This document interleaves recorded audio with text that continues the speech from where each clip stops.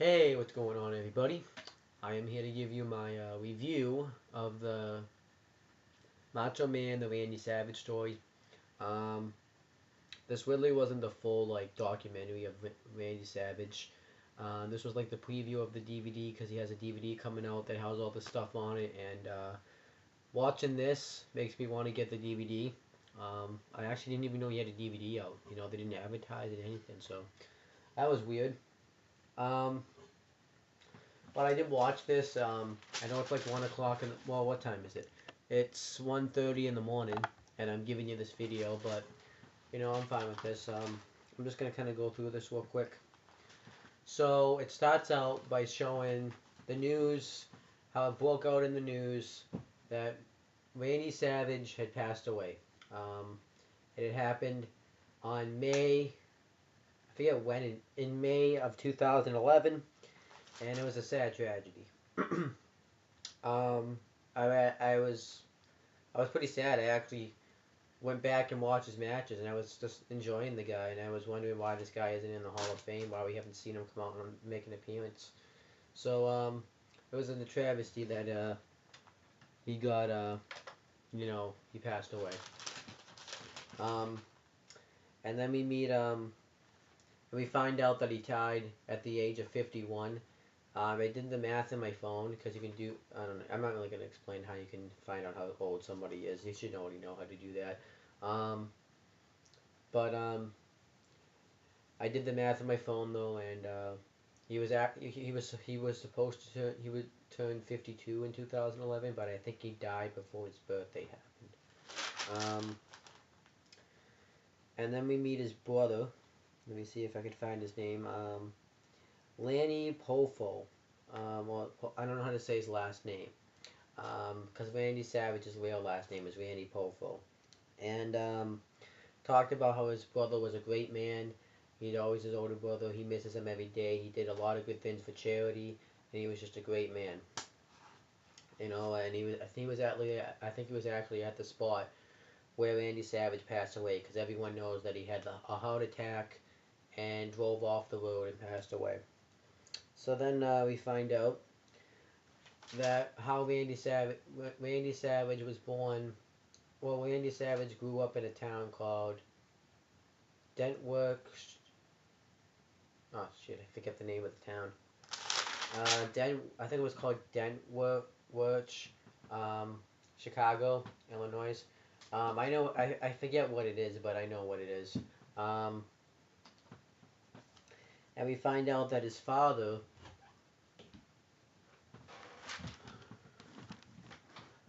Damn cat.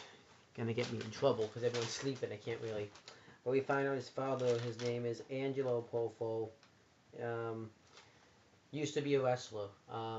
At first, he grew up and he was served 3 years in the Navy, and then he went on to become a wrestler. It showed some footage of him of his wrestling, and he married his wife Judy Poffo, Randy's mother, and Randy was born in Ohio, and he was always traveling. And they finally settled down in Chicago, and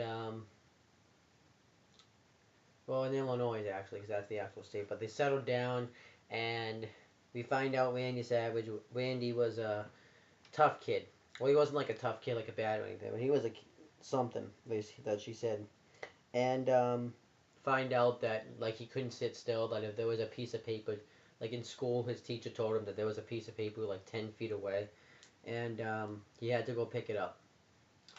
And we find out Randy Savage loved sports. He liked playing basketball, baseball, swimming. He did all the sports. He didn't mention football though. I don't think he did football. But his football coach. Let me see. Let me find his name.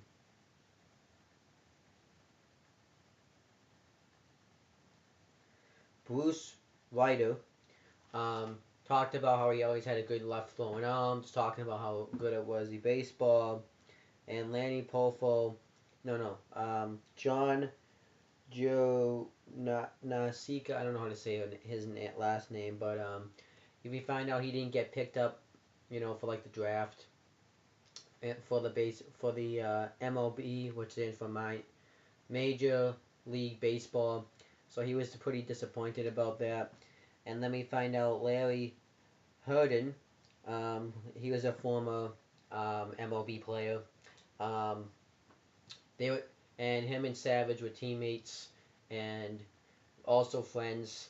And we find out Randy Savage would train himself because he would take a car tire and he would put it up against the fence and he would just hit it with his baseball bat to improve his shoulder. So after this, Larry started to do this, and he even has one set up at home so his kid can start doing that. And then I think Randy Savage realized he had gotten cut, so he left his girlfriend and was upset. His dream had been crushed. He really wanted to be a baseball player.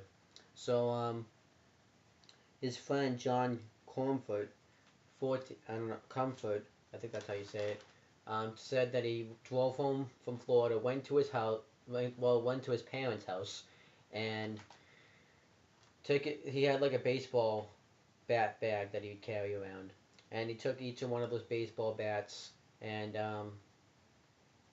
smashed them off against a tree, and they shattered because his dreams of being a baseball player, theoret, th- th- you know, metaphorically it shattered.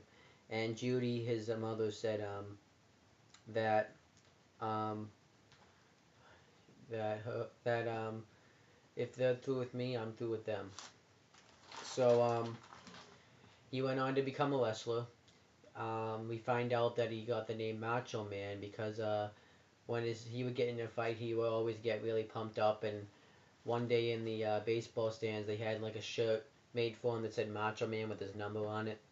Um, and he came up with the name Savage because his dad, since his dad used to be a wrestler, he wanted to be famous off his legacy, not his dad's.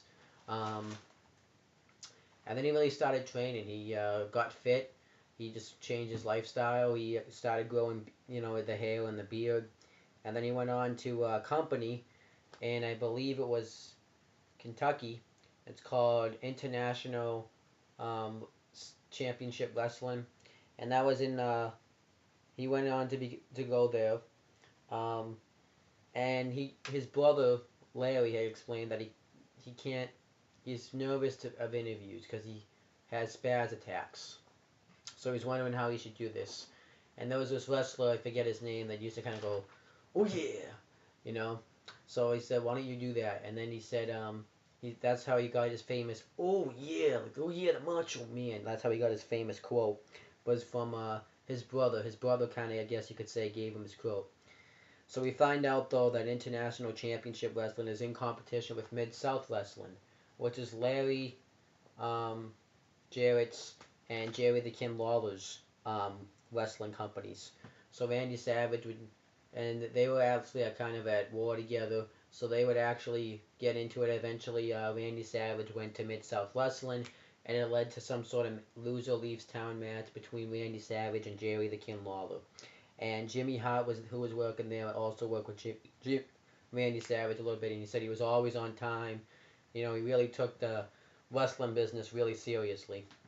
And then eventually, Randy Savage went on to go to the WWF, which stands for World Wrestling Federation, now known as the WWE, World Wrestling Entertainment. And it just worked for him. He went out there, and they just wanted to see what they could. The company said they just wanted to see what they could do with him. And he ended up going out there being a nice high flying guy, doing axe handles, the elbow off the top rope. And then they did something different with Randy Savage. They had him have a manager. Um, and they were going to have him originally just be this blonde girl. I forget her name. But they actually instead went with his wife in real life that he met in 1981 and married on December 31st, 1984. It's on my notebook, by the way. I'm not coming up with this off the top of my head. And we find out we find out some stuff about her, but I kind of forgot because they did it so fast. And he wanted her to be his manager. And it really worked out. They gave her a screen test, and the crowd really liked her. They thought she was beautiful. Everyone compared You know, Miss Elizabeth. Everyone loved Miss Elizabeth. She really was gorgeous. People like Dolph Ziggler, Pat Patterson, and Jake the Snake Roberts were talking about how gorgeous she was. Um, and then everyone was just wondering. Pat Patterson even said, "What they just did they when Randy Savage got over? Was it because they wanted to see the Macho Man Randy Savage, or what did they want to see Miss Elizabeth?" Um, she got treated like royalty because she wore the awesome evening gowns. I mean, Miss Elizabeth was hot. Not gonna lie, she was. Um, and then we find out the attire that he would wear, how he would wear the hat, the awesome glasses, the if you've seen Randy Savage, you know what he wears.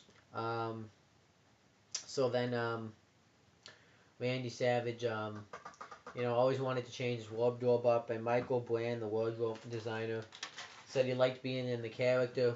Um, and Randy Savage liked every minute. He always played the character because that's what he does. And they talked about his theme song, how it's like a high school graduation song, and or this like graduation music, how it and it's like loyalty if people can get into it. Um, Bret Hart even said that he know that his father and Randy's father knew each other, so he knew a little bit about Savage's work, and he said that it was impressive. Um, and then we get to his backstage interviews. He would just cut these backstage interviews that were just weird, like talking about how he's gonna control the whole World Wrestling Federation. Um, how Mean Gene Okerlund, who was also talking in this little documentary, said that he's not on his good side. He would just say awesome stuff. He always had his back turned against the camera all the time. Um, he even one time brought in a broom, and Mean Gene Okerlund was like, "What is the broom in here for?"